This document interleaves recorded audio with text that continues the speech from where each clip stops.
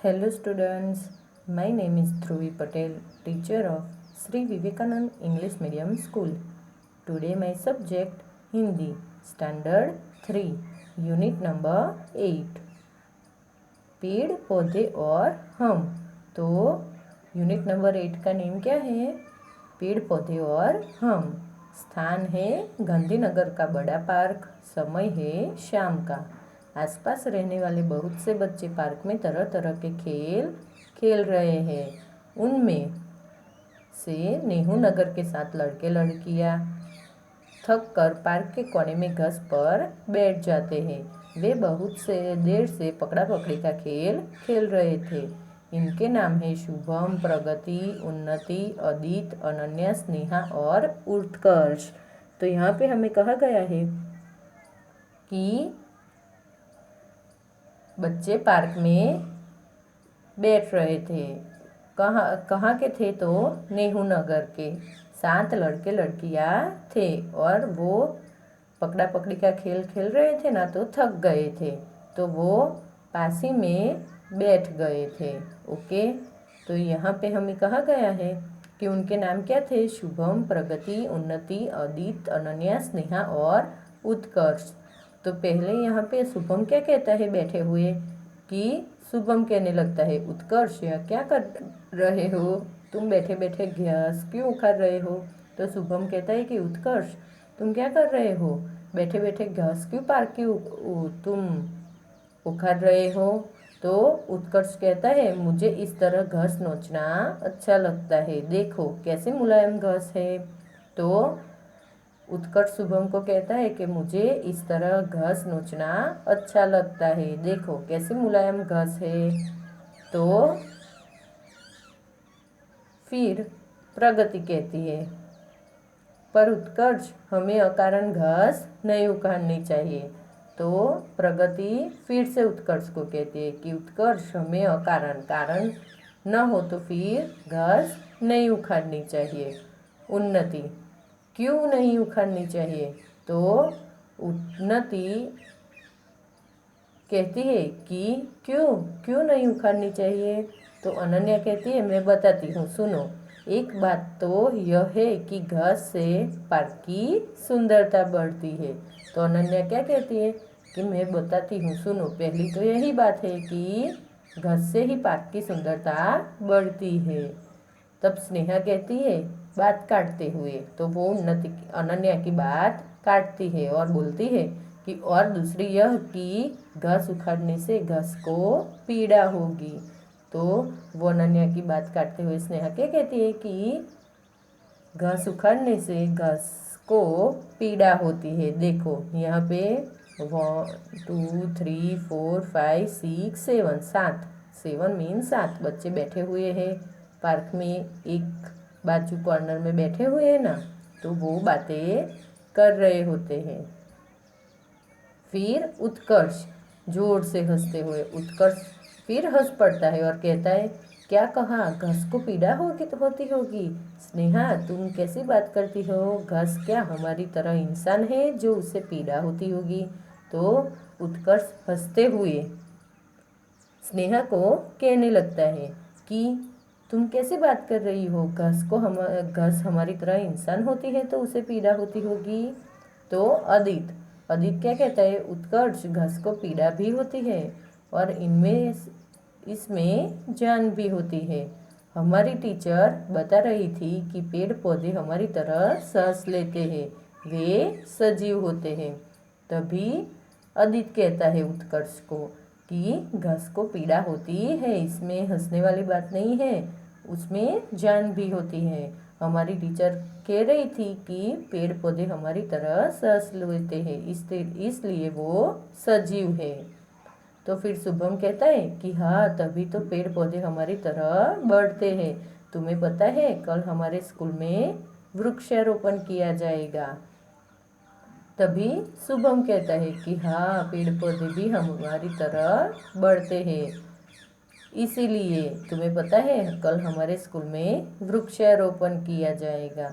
तो अनन्या कहती है कि वृक्षारोपण क्या होता है? यह क्यों किया जाता है? तो अनन्या सबको शुभम को कहती है कि वृक्षारोपण क्या होता है, वो क्यों किया जाता है? तो प्रगति कहती है वृक्षारोपण अर्थात वृक्ष लगाना। वर्षा ऋतु में बहुत से स्थानों पर पौधे लगाए जाते हैं। यही पौधे बड़े होकर वृक्ष में परिवर्तित होते हैं। वृक्ष हमारे लिए बहुत उपयोगी होते हैं।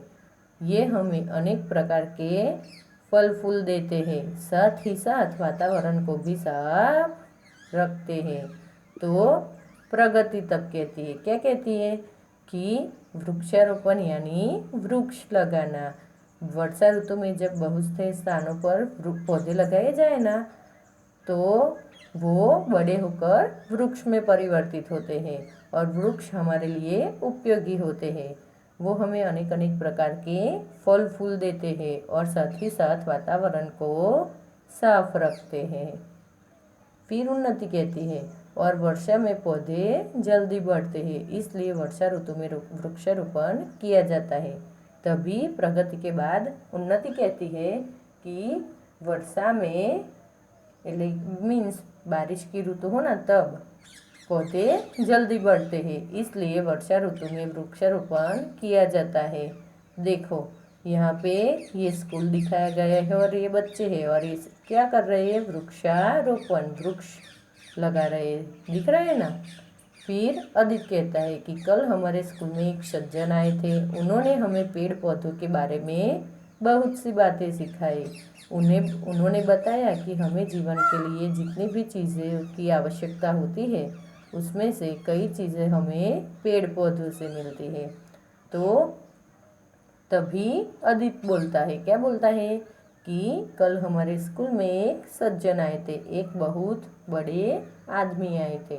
उन्होंने हमें पेड़ पौधों के बारे में बहुत सी बातें बताई कि हमारे जीवन के लिए जितनी भी चीज़ों की आवश्यकता होती है ना, उसमें से कई चीज़ें हमें पेड़ पौधों से मिलती है। स्नेहा कह रही फिर, अच्छा वह कैसे? तो स्नेहा पूछती है आदित्य को कि वो कैसे? तो शुभम कहता है कि स्नेहा पेड़ पौधे ना हो तो न तो हम खाने के लिए कुछ मिलेगा, न ही पहनने को कपड़े, खाने की कई वस्तुएं पेड़ पौधों से हमें मिलती है, चाहे वह दाल चावल रोटी हो, कोई मिठाई हो या पिज़्ज़ा बर्गर। तो शुभम तभी कहता है कि स्नेहा पेड़ पौधे ना हो ना तो हमें खाने के लिए कुछ नहीं मिलेगा, पहनने के लिए कपड़े नहीं मिलेंगे और ऐसी कई सारी वस्तुएं हमें पेड़ पौधों से ही मिलती है। तो वो हमें दाल चावल रोटी, कोई मिठाई हो या पिज़्ज़ा बर्गर, वो भी हमें मिलता है। फिर आदित्य कहता है हमारी किताबें, कापियाँ, मेज, कुर्सी सब पेड़ पौधों की ही देन है। तो आदित्य क्या कहता है कि हमारी किताबें हैं ना, फिर कापियाँ है, मेज है, कुर्सी है, ये सब हमें पेड़ से ही मिलती है। फिर अनन्या कहती है क्या कि एक प्रश्न और। तो वो एक प्रश्न और पूछती है कि पेड़ पौधे वातावरण को कैसे साफ रखते हैं। तो अनन्या कहती है कि पेड़ पौधे वातावरण को कैसे साफ रखते हैं।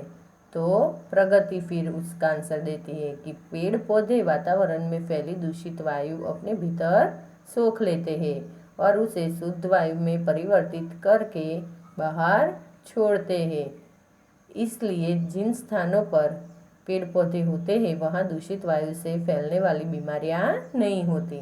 तभी प्रगति अनन्या का आंसर देती है कि पेड़ पौधे वातावरण में फैली दूषित हवा को अपने अंदर सोख लेते हैं और उसे शुद्ध वायु में परिवर्तित करके बाहर छोड़ते हैं। इसलिए जिन स्थानों पर पेड़ पौधे होते हैं ना, वहाँ दूषित वायु से फैलने वाली बीमारियाँ नहीं होती हैं। तभी उत्कर्ष कहता है कि तुम सबने तो मेरी आंखें खोल दी। मैं भूल गया था कि पेड़ पौधे हमारे लिए इतने महत्वपूर्ण हैं। अब मैं कभी किसी पौधे या वृक्ष को किसी तरह हानि नहीं पहुंचाऊंगा। साथ ही अपने हर जन्मदिन पर एक पौधा लगाकर उसकी देखभाल करूंगा। तभी उत्कर्ष कह देता है कि तुमने सबने तो मेरी आंखें खोल दी। मैं भूल गया था कि पेड़ पौधे हमारे लिए कितने महत्वपूर्ण है। अब मैं किसी पौधे या वृक्ष को किसी भी तरह हानि नहीं पहुंचाऊंगा और अपने हर जन्मदिन पर मैं एक पौधा लगाकर उसकी देखभाल करूंगा।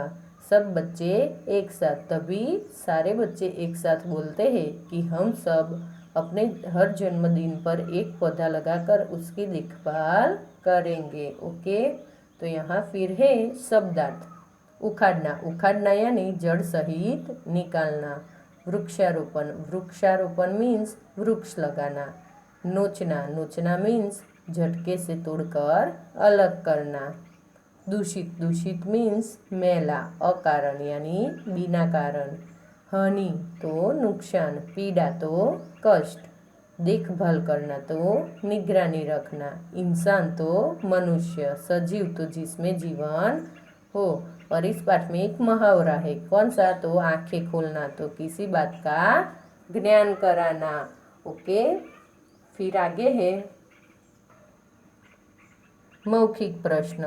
तो पार्क कहाँ था? तो पार्क गांधीनगर में था ना। फिर घास कौन नोच रहा था? तो उत्कर्ष। सब बच्चों ने एक साथ क्या तय किया कि वो अपने जन्मदिन पर एक पौधा लगाएंगे। फिर है श्रुत लेखन। तो आपको इसमें दूषित, हानि, पीड़ा, अकारण, सजीव ऐसे आपको कुछ शब्द लिखने हैं। ओके, फिर है उचित उत्तर पर सही का निशान लगाओ। बच्चे कहाँ खेल रहे थे? तो छत पर, पार्क में कि आंगन में? तो बच्चे पार्क में खेल रहे थे, तो यहाँ पे हमें सही का निशान लगाना है। फिर है घास कौन नोच रहा था? तो अदित, अनन्या और उत्कर्ष। तो घास कौन नोच रहा था? उत्कर्ष, तो यहाँ पे हमें सही का निशान लगाना है। फिर है वृक्षारोपण किस ऋतु में किया जाता है? तो कौन सी ऋतु में? वर्षा ऋतु में, शीत ऋतु में कि गर्मी में? तो वर्षा ऋतु में। तो यहाँ पे हमें ऐसे सही का निशान लगाना है। फिर है हमें जीवन की आवश्यक वस्तुएं कहाँ से मिलती है? तो हवा से, पेड़ पौधों से और पानी से। तो कहाँ से? तो पेड़ पौधों से। तो यहाँ पे हमें सही का निशान लगाना है। ऐसे ही रिक्त स्थान भरो। तो हमें खाली जगह घास नहीं उखाड़नी चाहिए, तो अकारण। कल हमारे स्कूल में वृक्षारोपण किया जाएगा। वृक्ष हमारे लिए बहुत ही उपयोगी होते हैं। उसे शुद्ध वायु में परिवर्तित करके बाहर छोड़ते हैं। तो पहले में आएगा अकारण, दूसरे में वृक्षारोपण, तीसरे में उपयोगी और चौथे में परिवर्तित। ऐसे ही आगे हमें कहा गया है कि सही या गलत का निशान लगाओ। तो शुभम घास उखाड़ रहा था, तो ये गलत है क्योंकि उत्कर्ष घास उखाड़ रहा था, तो हमें यहाँ पे गलत का निशान लगाना है। फिर पेड़ पौधे हमारी तरह सांस लेते हैं, तो वो सही है, तो यहाँ हम सही का निशान लगाएंगे। फिर पेड़ पौधे निर्जीव होते हैं, तो वो गलत है क्योंकि वो सजीव होते हैं, तो यहाँ पे हमें गलत का निशान लगाना है। फिर है पेड़ पौधे वातावरण में फैली दूषित हवाओं को अपने भीतर सोख लेते हैं, तो वो सही है, तो यहाँ हमें सही का निशान लगाना है। ऐसे ही कहा गया है कि निम्नलिखित शब्दों के लिंग बदलो। तो कबूतरी, तो कबूतरी स्त्रीलिंग है, तो यहाँ पुल्लिंग में आएगा कबूतर। फिर घोड़ा, तो वो पुल्लिंग है, तो यहाँ स्त्रीलिंग में आएगा घोड़ी। गधा, तो वो पुल्लिंग है, तो यहाँ गधी, तो हो जाएगा स्त्रीलिंग। फिर चाची, तो वो स्त्रीलिंग है, तो उसका पुल्लिंग होगा चाचा। बेटा तो बेटी, बुढ़िया तो बूढ़ा। रिपीट कर ले, कबूतरी तो कबूतर, घोड़ा तो घोड़ी, गधा तो गधी, चाची तो चाचा, बेटा तो बेटी और बुढ़िया तो बूढ़ा। ऐसे ही फिर कहा गया है बहुवचन शब्द पर राउंड लगाओ या फिर चौरस स्क्वायर लगाओ। तो पौधा, तो वो नहीं है। फिर रोटियाँ, तो रोटियाँ के ऊपर आएगा, चीज़ें के ऊपर आएगा, मिठाइयाँ, कुर्सियाँ, फिर मेजे और पौधे। यहाँ पे हमें ये सारे शब्द बहुवचन के हैं, तो उसके ऊपर हमें चौरस या फिर राउंड करना है। ओके, फिर है निम्नलिखित शब्दों में से संज्ञा और विशेषण अलग करके लिखो। तो संज्ञा कौन कौन सी है और विशेषण कौन कौन से है वो हमें लिखना है। तो मुलायम, मुलायम क्या होगा? विशेषण। सुंदरता तो विशेषण। जीवन, जीवन तो संज्ञा। सजीव तो संज्ञा। वर्षा तो संज्ञा। उपयोगी तो विशेषण। साफ तो विशेषण। वृक्ष तो संज्ञा। मिठाई तो संज्ञा। किताबें तो संज्ञा। काप्या तो संज्ञा। मेज तो संज्ञा। कुर्सी तो संज्ञा। शुद्ध तो विशेषण। दूषित तो विशेषण। बीमारियां तो संज्ञा। बड़ा तो विशेषण। साथ तो विशेषण। हमारी विशेषण और अनेक भी विशेषण। ओके, तो यहाँ पे हमें ऐसे लिखना है। फिर है निम्नलिखित शब्दों को वर्णमाला क्रम अ आ उ ख ग में लिखो।